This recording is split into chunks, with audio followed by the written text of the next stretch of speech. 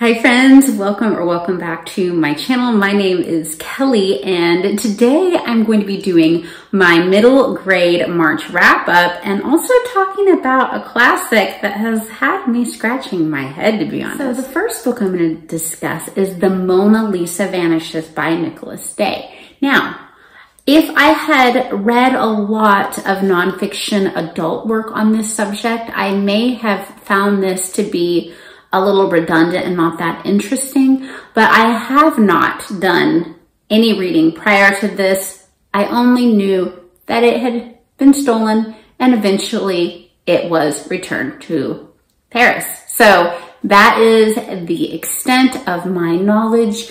I enjoyed hearing the details of the case, how the rumor mill went crazy, and how many people were questioned, how people thought that American millionaires might be behind this, and just how some people didn't want to be involved and perhaps could have closed things out a little bit sooner if they would have been more honest about what they'd found out. It was very interesting.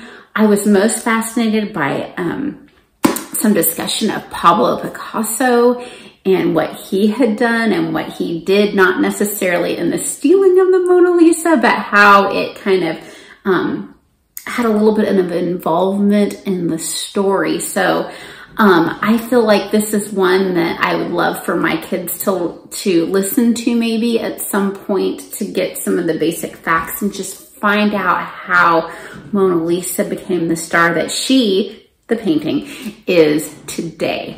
So the other book that is fiction, but it is semi-autobiographical, is Inside Out and Back Again. And this is by Thanhha. And so she was a child that grew up in Vietnam. And so right kind of at the point that Saigon was falling, she and her family, her father was missing in action, never to be recovered, got on a boat. The reason that she made a lot of this fictional is because she has a lot of siblings in real life, and she knew that there would be varying accounts of what was actually historically accurate. So she chose to make it more fictional account of her leaving Vietnam, going to America, ending up in Alabama. This is poetically told in poetry, and it is just stream of consciousness, which is something I do not always get along well with. But for this, it really worked. It touched me a lot to read this, to read about the racism. Just to give an example, like she was called Pancake Face, and just imagining the pain of that. Like there were things that like they had to adjust to, like back at home, if they wanted some chicken, they'd go kill the chicken and then prepare and eat it. They had only had very fresh food. And, you know, the person that sponsored her in Alabama, he was trying to treat them, brought them some KFC, and they had to kind of like try to get that stuff down, you know, and act like, wow, this is delicious, when it was absolutely disgusting to them. You know, just the culture shock that she went through, and being strong and discovering what her life was going to be like in the United States. I just thought it was really well done. It was beautiful. My daughter has read another nonfiction by this author, and it was not a stream of consciousness poetry. So that if you absolutely can't get through that type of thing, she does have other like historical fiction that was recommended to me by my daughter. I can't remember the name of it right now, but I'm sure it was good because my daughter has very good taste. All right, so I did a buddy read with Chatty the Mad Chatter, Vidonia Silver Scribe, and Bandana Book Mom, and we read The Swifts. And this is by Beth Lincoln. Spoiler alert, I did not like it, but I don't think everybody would not like it. To me, so we have this family, and they have this family home, and everyone in the family is given a name from the dictionary when they're born, and that's who they're going to be. Well, clearly the theme of the book was we are not always who people say we are, but there was also a mystery element, and there was sibling relationships and family dynamics. And so we've got like a murder mystery and like a house mystery and lots of things going on. And to be honest, I was just bored. I was bored. I didn't feel like they did a good job of necessarily, I don't feel like the author did a very good job of putting the story together as one cohesive piece. And it's had some moments that were really funny, but I just don't recommend it. Definitely doesn't make the list of books that I am going to share with my kids. But reading it with my dear friends was amazing, and I'm always up for a buddy read with them. All right, so The Land of Stories by Chris Colfer. This is the story of a brother and sister. They've had a recent loss. They have a loving mother. They have a loving grandmother, but they're both struggling in their own way.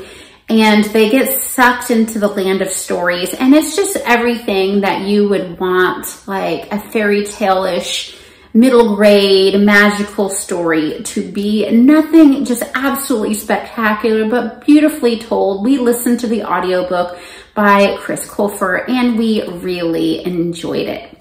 So we also, as a family, listened to The Heroes of Olympus, the first book, The Lost Hero, and this is by Riordin. And this was very enjoyable as well. We have, of course, Greek mythology, but this one also brings in some Roman mythology. We have some heroes, so half god or goddess, and then half human parent, a human parent, and a god or goddess parent.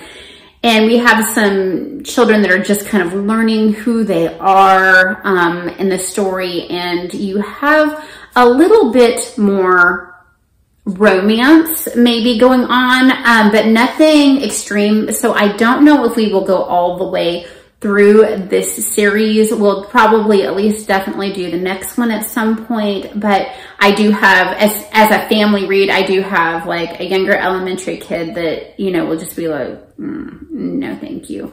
Percy Jackson was just enough that it was, you know, an interesting side note, but I just like my 9-year-old and my just turned 12-year-old son just won't do the romance. So, but that was enjoyable. All right, packs. So this did my animal on the cover and my one-word title prompt. And this is a book that actually Bandana Book Mom was kind enough to send me. I love deckled edges, but we actually haven't quite finished this, but I'm wrapping up now because I wanted to talk about it for middle grade March. I read this aloud with my voice, and sometimes it takes me longer than a month to get through. But we have a little boy, there's war going on. We are not really told what war, what time period we are in, really. So we can imagine that maybe it is a war in whatever current time this happens to be. So I think this is well done. So the author is Sara PennyPacker, and we've got this fox that's being dropped off because the dad is going to war and he will not allow his son to keep it. The fox has not been in the wild since it was just born. And so this boy is heartbroken. He's taken to his grandfather's, and he just decides that he cannot live without his wolf. His fox. So he goes and he travels to try to get back to this fox. He runs away. And along the way, there are trials. There's an interesting character the little boy meets. And then we get the perspective of the fox with other foxes trying to survive as a creature that has never really had to survive in the wild, how his instincts start to kick in. And then we have the undertones of how hard war is, how hard it is to be a soldier, how humans can be deceptive. I will come back maybe at some point in like, because I have just this much left of the book to read to the kids and tell you what I think. But I feel like it's well done, and it's touched me, which I think is important for any read that is middle grade that you especially are sharing with your children. All right, lastly, this is not middle grade March at all. This is a classic that I read in March, and it was Castle Rackrent by Mariah Edgeworth. What in the world did I read? I can't even figure out how to tell you about this book. I think Courtney did a much better job describing it on her channel. I couldn't figure out a theme. I couldn't figure out a plot. Character development was there, I guess, but you're following. So the narrator is like this very loyal servant, and he's so loyal to this family that you figure he is very unreliable narrator. And so we're following, like, they give us 2 generations quickly of like these owners of like the Castle Rackrent. And you don't hear much about them because they die pretty quickly. I can't even remember those 2. And then we get another one who is just absolutely like evil, crazy, does crazy things, his poor wife. And then we've got some interesting like perspectives, because like on how people felt about like Jewish people at this time, because he married a Jewish woman, and like the treatment of this lady was insane, and no one actually blamed the husband and then for anything crazy that he did. And then that guy blessedly is out of the picture, and then we follow another one who is just whatever. And so he marries someone, and it's also a weird marriage, and he tries to do right, but this servant is so... Has anybody read any of their Mariah Walker books, or have you read this one? Because I'm just trying to figure out what the heck is going on. Yeah, I don't know. So like, I guess this would be more of like a vignette type story, because it wasn't a novella really, but it definitely wasn't a novel. I think it was like just like kind of a vignette. Should I try more Mariah Edgeworth? What's up? So this was from the Regency period, but it was supposed to be a little bit before this, like sort of a historical fiction. What do you guys think? Have you read it? Tell me what to do. Should I read more Mariah Edgeworth? I don't know. I hope you guys read a lot. Thanks for coming to this chatty, crazy wrap up. Bye-bye.